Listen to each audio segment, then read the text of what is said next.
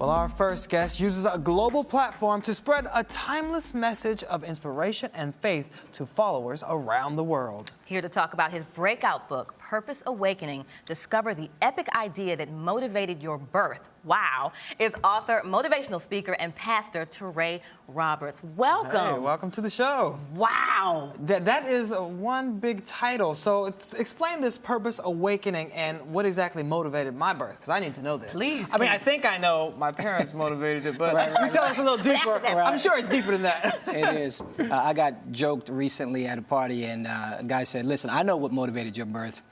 Your mama saw your daddy, and something else motivated it. So a lot of jokes about it. But the premise of the book is that every life began as a brilliant thought in God's mind. And purpose simply is to awaken to that original thought.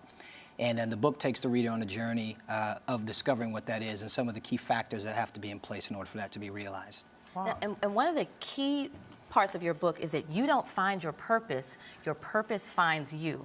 What do you mean by that? Absolutely. Well, purpose is an awareness. It's not a destination. It's not a job. It's not even a calling. It's an awareness. And so the reality of it is we are all in purpose. It's just when we're awakened to that purpose that we can begin to participate in it, and that brings an acceleration to success and many other factors. Wow, okay, so I need help in understanding. Yeah, help us. So what is the process for us to help us find our purpose? Yes. Well, there are 18 chapters in this book that help to unfold that. But I think it begins with, first of all, believing that your life is not random, that nothing about you is a mistake, where you were born, your nationality, the parents, whether you knew the parents or not, all played a part into it. So I think it begins with first believing that there is an epic idea behind your existence. And then I get into, some of the separation factors. I talk about how you have to leave the familiar. And sometimes we're shaped, our thoughts are shaped by the environments that we've been brought up into. And so there's an element of faith, stepping out of whatever's been shaping you to really get into a place where you can start discovering things about yourself that you didn't know. Well, what was it about your purpose and your faith and your walk that made you want to write this book? Did you discover an epiphany of what your purpose was or something? I did, and my purpose really, at the end of the day, is helping people to discover their own. I'm shocked at how many people can actually do life every single day without the concept of purpose. It actually blows me away when you consider everything has purpose. Everything around us has purpose. How can we, as intelligent human beings, be satisfied not living in purpose? And so I discovered mine, and my life has changed dramatically. Everything around me means something. Nothing is random. And I just believe that purpose and living in purpose is the only way to live. Where do you tell someone like us? Where do you tell someone to begin? What's the first step? I think, again, to believe that there is one, and then to really begin to ask questions. I think that you can't really have the purpose discussion without really considering your origins, considering, God, considering faith. It had to start somewhere. So I think that connecting spiritually, thinking beyond what you can see, understanding that everything that you see was created by something you can't see. And so I think it's a spiritual journey. I think the awakening is a spiritual awakening because it comes down to, and I talk about this in the book, it comes down to the you before you. There's a passage that says, and God speaks to a young man named Jeremiah, and he says, before I formed you in your mother's womb, I knew you. Wow. And so he's speaking to someone in time about a him that existed outside of time. And so it's a deep concept, but everything is playing out. I think that what will be has already been. And so we're walking out the completion of what has already been completed. I know it's a lot, but yeah, it sounds like you get really deep in the book. And for people that aren't spiritual people per se, will they be receptive of the message you're giving? What do the heathens do? I think so. I think it's logical.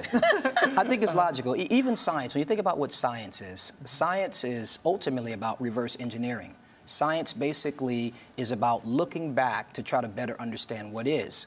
And so even if you're not a person of faith, even if you're a person of science and you study the principles of science, the whole concept of before is even right there in the law of science as well. There are universal principles, like principles that have to do with relationships. Relationships have a lot to do with whether or not you can move forward in purpose, how you are aligned with people. learning how to end relationships. So how do you do it? Uh-oh. Get out of Mine here. is just cursing and throwing things. That's how it ends.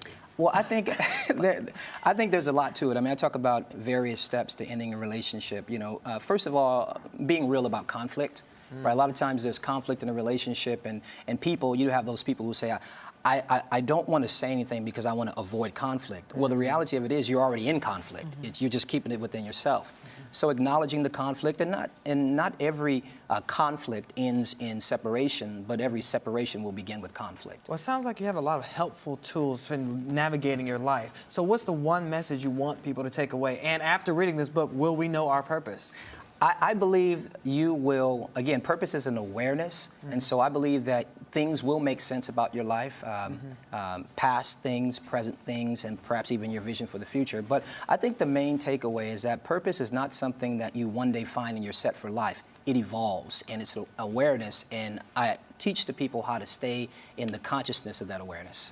Now, you also founded One Church International in LA, and you call it a progressive spiritual community. Now, Yes. so explain that to us. How is it a progressive spiritual community? Yeah, I think that life is progressive, you know, and I think that some of the challenges that churches have had is that they struggle with keeping up with the times. And even though the message is somewhat timeless, I had a guy hit me up on Twitter and he says, "Man, you truly are a 21st century pastor." And I said, "I appreciate the compliment, but what should I be? This is the 21st century." And so, so I believe that if you're going to reach this age and this generation, then you have to be up to date with it.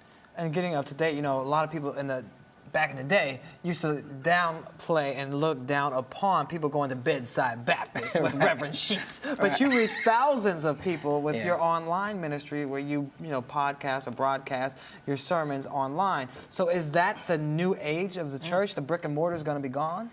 I think that I don't think the brick and mortar will be gone because people are going to want to touch and feel their pastor, other people. But, for example, we have about 3,500 member congregation. We probably see 2,700 of those on a weekly basis. But our online following is about 7,000.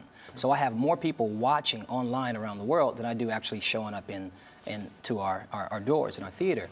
And so I believe if you're not engaging people through media, you're not maximizing the potential of your message. Well, how do you get your tithes and offerings then? You're like, now you may be at home watching us, but you can mail in your tithes. Right.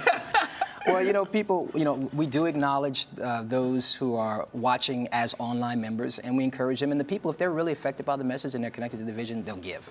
Okay. Now, and you recently opened an Artists Resource Center. I did. Now, why is that so important to you, giving back to artists? Why does that resonate? Absolutely. Well, 90% of our community are in arts and entertainment, from the person who just got to LA with $5 in a suitcase to people who are doing very well in the business. I was preaching to these young people who weren't doing well, and I had an epiphany. If you're going to be a good spiritual father and leader and an empowerer, you got to do more than preach to them. You got to give them creative spaces to create and bring in experts to teach them how to do well in their craft. And so we launched the Artist Resource Center, 3 facilities, and they're state-of-the-art multimedia spaces, and we train up artists. Really? Wow. So you have like a recording studio and everything in there? We have it all. We don't have a recording studio because we have relationships with studios all around, so we have access. But editing suites, computer labs, graphic design, and many of our people have gone on to create things that are published nationally now. Wow. Now, let me ask you this. How important is that? I'm noticing that it's the practical application of the word and helping people not just have faith, but to live their lives and achieve in their lives. How did you come to that place? Because I don't hear that often. Yeah, first of all, I'm a businessman. I don't even know how I got into pastoring, to be honest with you. If you'd have come to me 15 years ago and said, "Toure, you be pastoring," I'd be like, "What were you smoking and where can I find it?" I mean, it was like that. So I come from a business background. I'm an entrepreneur even to this day. And so I understand that, you see some people that are very, very spiritual, but their life is unexcellent, to put it kindly. And so I believe that it's lifestyle. I believe that faith just enhances all the other things that you do. It's not one or the other. And now you also have to, before you leave, tell us about the albums that you released. You're talking about entertainment. You've also put out some albums, The Experience, I believe it's called. Why did you decide to also get into music And what is your music about? It's inspirational music. It's not traditional gospel. But there are some, some spiritual songs or songs that have great spiritual significance. But for me, it's about maximizing all the talents. We got all these talents in the community, and again, God's brought all these people into one room. Let's make music. Let's do film. Let's do television. And so again, it's releasing them. Some people aren't going to get a record deal, but guess what? Now the community has facilitated you stepping on stage or you doing something great. So for me, it's about not leaving. Giving artists an opportunity to showcase their stuff. I think that I can't just preach to them. I've got to give them platform as well. All right, well, now you got a platform in music and in a book, so thank you so much for sharing it with the world. Yeah, I need my purpose. I need to find my purpose. Get your All right, well, you can go get your book, too. It's available now. Thank you for watching Arise Entertainment. We'll be right back with more. Great.